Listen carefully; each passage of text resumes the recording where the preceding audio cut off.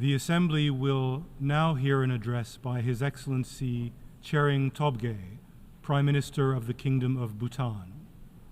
I request protocol to escort His Excellency and invite him to address the Assembly.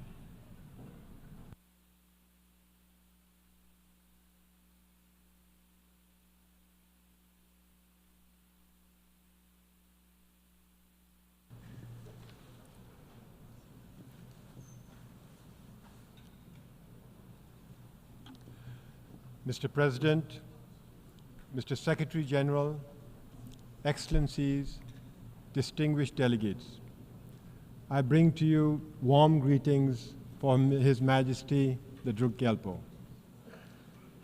Excellencies, 53 years ago, on the 21st of September, 1971, a small Himalayan kingdom was admitted to the United Nations. On that day, after centuries of self-imposed isolation, Bhutan became the 128th member of the United Nations. It was a defining moment for us.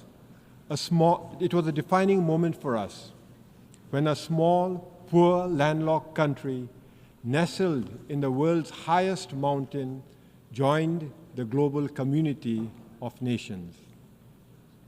That same year, the United Nations created the least developed country category to provide targeted support to the world's poorest nations. Bhutan was among the first to be admitted in that list. Back then, our economy was primarily agrarian, operating largely on a barter system. Our per capita GDP income stood at just $215 US. Life expectancy was barely 40 years. Infant mortality was tragically high at 142 deaths for every 1,000 live births. And our literacy rate was woefully low.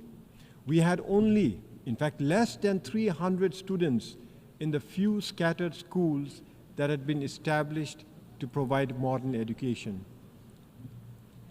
Today, I stand before you with a story of transformation and progress. Our per capita GDP has risen to more than $3,500 US.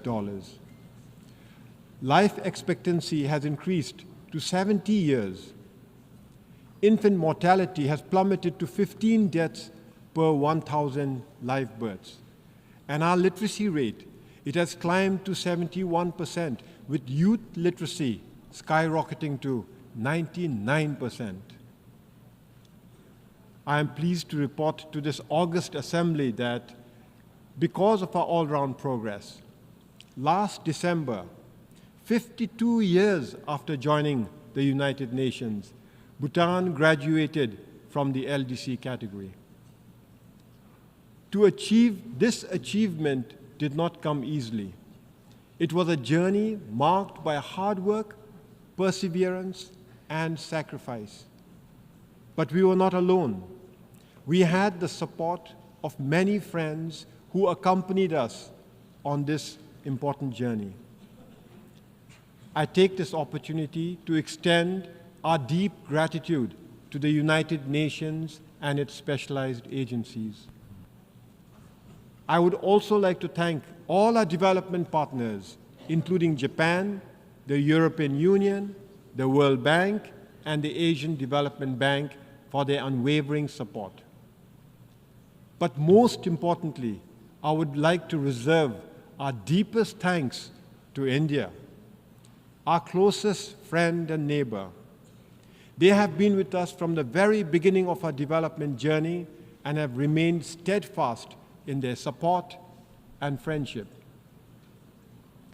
Excellencies, graduating from the LDC category is a significant milestone. But what truly matters is that we did it in our own terms. Under the leadership of our enlightened monarchs, Bhutan has pursued a development path grounded in the philosophy of gross national happiness. This approach places the happiness and well-being of our people at the center of our development agenda. Thanks to gross national happiness, our economy, while it is still small, is sustainable and inclusive. Healthcare and education are free for all. Our unique culture not only survives, but thrives. More than 72% of our land is under forest cover, and we are recognized as a biodiversity hotspot and a carbon-negative country. Our democracy, a gift from our king, has been embraced by a reluctant population. Excellencies, having graduated from the LDC category, it is now our responsibility to ensure that we sustain our hard-earned progress and that under no circumstances should we ever backslide. As we chart a new course for the future, we are faced with new challenges, particularly those arising from our weak economy. Foremost among them is youth unemployment. To address these challenges, we must strengthen our economy. We must provide our youth with meaningful opportunities to grow and to prosper. We must embrace a new development paradigm. In this context, I am pleased to report that His Majesty the King has announced the establishment of the Gaelifu Mindfulness City. The Gaelifu Mindfulness City is a transformative vision for future urban spaces, a blueprint for living mindfully and sustainably. Spanning 2,600 square kilometers of pristine forests and fertile farmlands, it will enable human innovation and natural ecosystems to thrive together while fostering human well-being, environmental sustainability, and mindful living.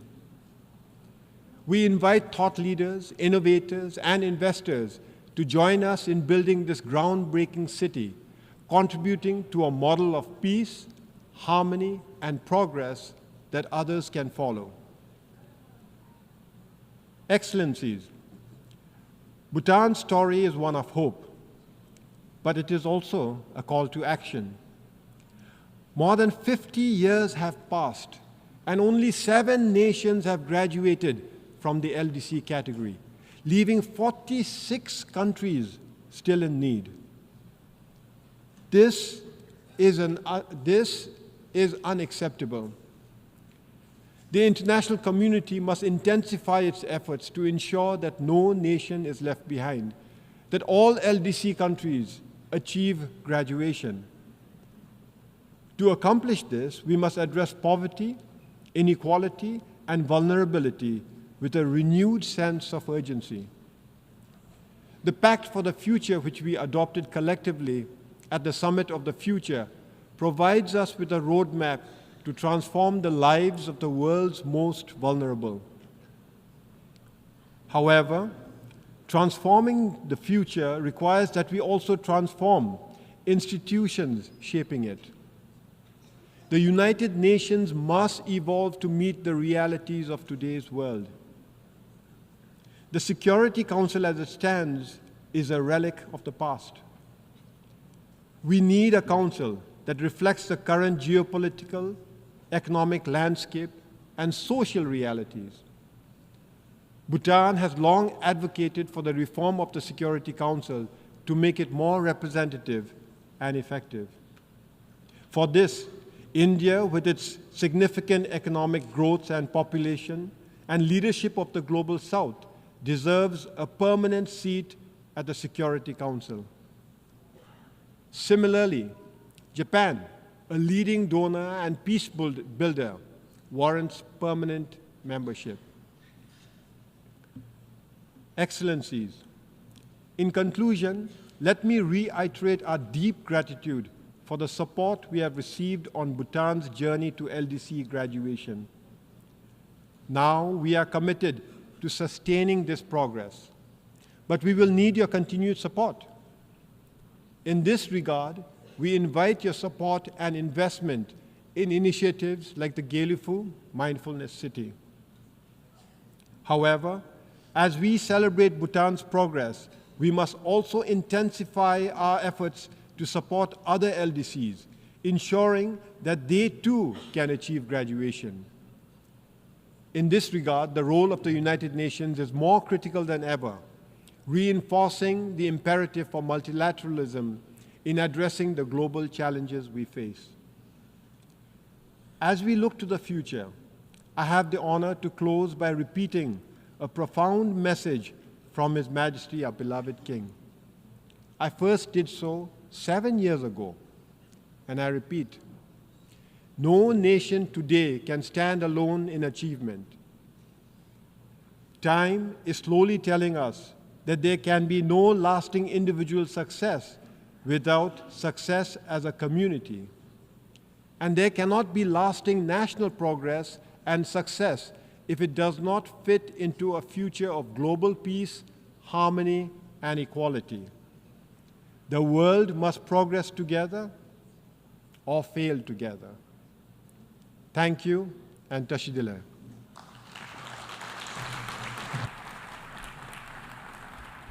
On behalf of the Assembly, I wish to thank the Prime Minister of the Kingdom of Bhutan.